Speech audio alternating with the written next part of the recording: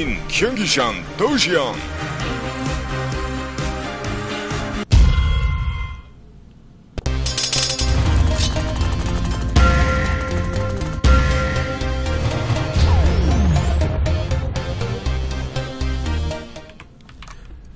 Alright guys, what is up? Welcome to game number 4 between Dignitas and SlayerS. We've got Bishu here as the yellow Protoss at the top, and the map will be Shakuris Plateau. Across Shakuris, we do have his opponent. That is going to be SlayerS Golden, so that's a new player coming up for SlayerS. And Golden's a pretty damn good Zerg, I heard. Yeah, definitely. I mean, we saw him last week against Tai Lu take down 4 members before Yuhen finally put a stop to it in a very quick ZVZ game. But he was able to knock out some very, very good players in very convincing style, no less. And what I like about Golden is that he has good flexibility between macro and rush games. We had times where he was opening up with a very safe macro build, quickly going to 3 base, things like that. We also had times where he knew exactly when to hit a Roachling all in and disrupt a player's fast expand. So we'll see what we get out of him this game, as his opponent Bishu is no chump. Yeah, I think Bishu's going to go ahead and go with the Forge fast expand on this map. It's almost a given. I can't remember the last time I saw a Protoss player try to one-base it on Shakuris. No, certainly not. The question is going to be, though, is it going to be Forge fast expand or Nexus first? That, of course, with the probe coming down, looks like he is prepared to drop down a Forge momentarily. There's the 150, and there's the Forge. Yeah, it looks like there's the Forge going down, and he will begin saving up monies for cannons and Nexuses. And over at Golden's side, it looks like he doesn't have a pool. Oh, there it is. There's a pool coming down. Just below our screen. 15 pool. And with the 15 pool, a little bit more economical. But I think it's going to be good for him to get those extra drones out. All right, and let's see. Excuse me. Back on Bishu's side of things, as he's going to be, we'll see if he saves up for a Photon Cannon first, and then Nexus is after that, or Nexuses, and then Photon Cannons in just a bit. But of course, I think scanning that pool. Do what? I think he can afford to get the Nexus right before the cannon. We'll see what he goes ahead and moves into, though. Is there's the 154 cannon. If he would want it right now, he did see early pool, or he may. Oh, okay. I actually honestly didn't know. It looks like he is going to go with cannon first. That's kind of in a fun position. It's going to be able to range roaches down at the ramp, and of course will remain protected because there will be a gateway and a cybernetics core here in a bit. Yeah, I think that's the perfect spot to put the cannon if you're worried about roach aggression, because it stays just out of range of the roaches, which do have 4 range, cannons have 7. And a cute pylon blocking the hatchery, but the hatchery comes down later and he cancels it, and he was unable to get the pylon up. That was basically canceled at the exact moment that he would have put the hatchery down anyway, so a little unfortunate, as that's basically 25 minerals wasted for nothing, but it's quite alright, as Bishu does end up throwing up his Nexus, and we'll see a gateway here in just a second. And we're probably going to see Golden grab another hatchery now. Look at this map control already, just 4 minutes into the game. Of course, no creep spread yet, because that Queen did just come up, but very, very impressive map control at the moment. Yeah, Zerg will typically have a lot of map control in the beginning with those Overlords and whatnot, and the Zerglings. There's a lot of players, though, who get sloppy about it, you know? Yep. And they just throw Overlords out there and just go wherever. Fine. But the way he's taking his Overlords at just the perfect spots, and he has basically vision of about 60% of the usable space on this map. Speaking of vision right now, it's very important to maintain vision over that third, just in case a hidden pylon or forge, or excuse me, hidden pylon or cannons are coming up to kind of bother the hatchery from coming out. So it's very important for Golden to get Overlord sight there, get Zerglings around the map to prevent probes from running out. Because the vision of this hatchery, or really anything as it's being constructed, exactly. It's right here. He can see right here. But of course, when the hatchery finishes up, he'll be able to see behind the mineral line. But as it stands now, he would not be able to see any sort of hidden cannons. Question. Yes. I don't think you can answer this, but what the heck is swimming around inside the hatchery when it's morphing? Oh, I know what you're talking about. Yeah, what the heck is that? I'm going to call it a defiler and say that that's how it actually made its way into the game. Oh, so it kind of evolved from Brood War into StarCraft 2 as the... Yes, I like it. The building constructor. I heard that once, and I decided that was the best answer. So. It kind of looks like a defiler or a scorpion. No, Zergling. Bye-bye. Well, Zealot and Pro pushing out here. A lot of Protoss players do this now. They'll push out with one Zealot just to test and see what the Zerg is doing. Usually, because especially whenever you know your opponent's going for a pretty macro game, they're not going to commit to a lot of lings, and you can do some damage. And they're pretty spread out across the map, which means you can take control of the Zealot Towers with just one unit. And you can do some damage with that Zealot, yeah, if you wanted to. Definitely. But I think on this version, I think, ooh, Bishu gonna warp in a pylon, but it's gonna get scouted. Yep. Now, I'm not too sure why he wanted to warp in the pylon here. Is he gonna go for some kind of awkward 3-gate timing? This is pretty early Twilight Council coming out of Bishu. Maybe we're gonna see some sort of a Blink Stalker build in a second, but I was more inclined to maybe see DTs because of that pylon. I was gonna say that, but just so many players lately have been. You know, I mean, a few months ago, it was very easy to detect exactly when DTs were coming up. You could look at the relative amount of gas. You could say, okay, he's putting up Twilight Council before he finishes up 3 gates or something like that off an expand. Probably going to be some sort of DTs. Look at this, more pylons going down, but these are all being spotted. Warp Gate is nowhere close to being finished. It's about to finish. And there is the Dark Shrine coming up now. Yeah, he's going for DTs. But all these pylons are scouted, so I don't think he's going to be able to warp those Dark Templar into any kind of an aggressive position. No. He's going to have to walk them across the map. He just lost all of those pylons. Yeah. I'm actually at a loss as to why that even just happened. Well, he's going for robotics now, so he's going to try to switch up his tech. I wonder if he's going to go for robotics to get a warp prism to ferry the DTs now, because he lost his ability to kind of warp him in right away. All right, well, let's see here. I'm actually just a little bit flabbergasted. I apologize, just due to the way that those 300 minerals were just sent down the drain. But yeah. I mean, he was trying to hide them so he could warp in DTs. It looks like. Yeah, but I mean, he got caught. Yeah, I mean, he started putting more of them down as they were being spotted by the Zerglings actively. So, anyway, nonetheless, we actually have that Dark Shrine about to finish up. It's about 15 seconds away from finishing. Right. And he is going to be on 6 gates. Forces surrounded in the middle. No, not really, actually. There's more Zealots coming. +1? He does have +1, so that means they're going to be pretty powerful against the limited number of links. And he does go Warp Prism.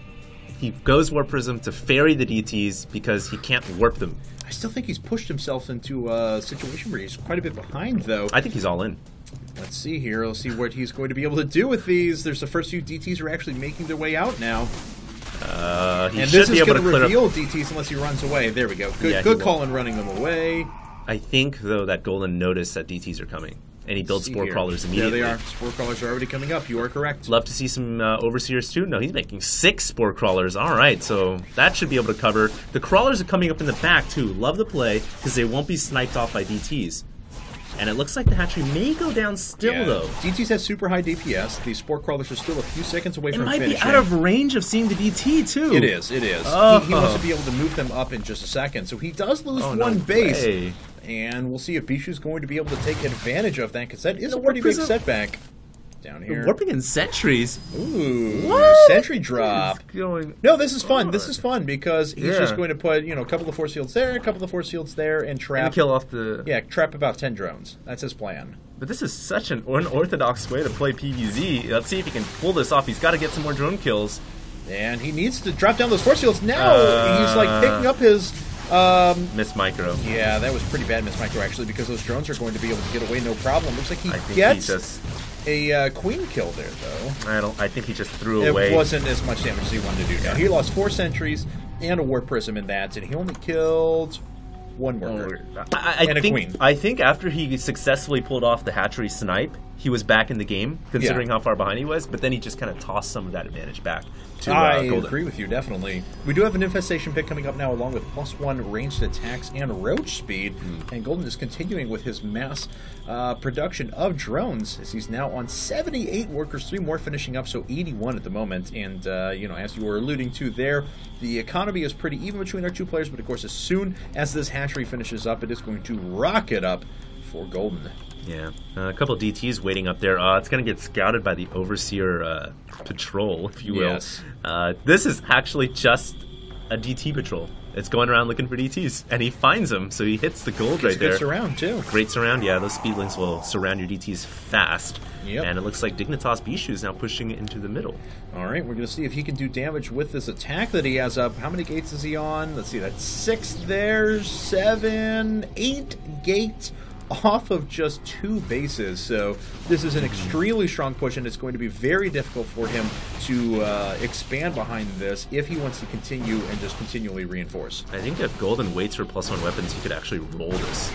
He might actually just go in right now. Oh, those Zealots are trapped in the middle. They needed to be there to deflect the first round of Zerglings, as that really nullifies a lot of the effect of the force fields. Yeah. But with Blink there, looks like Bishu still has a pretty powerful attack, but look at how many units are being reinforced right now. Yeah, and Bishu's back by 50 supply. Golden's going to crush this army and push it back. And he got +1 weapons during the battle. Notice how big of a change that makes, really, for his roaches.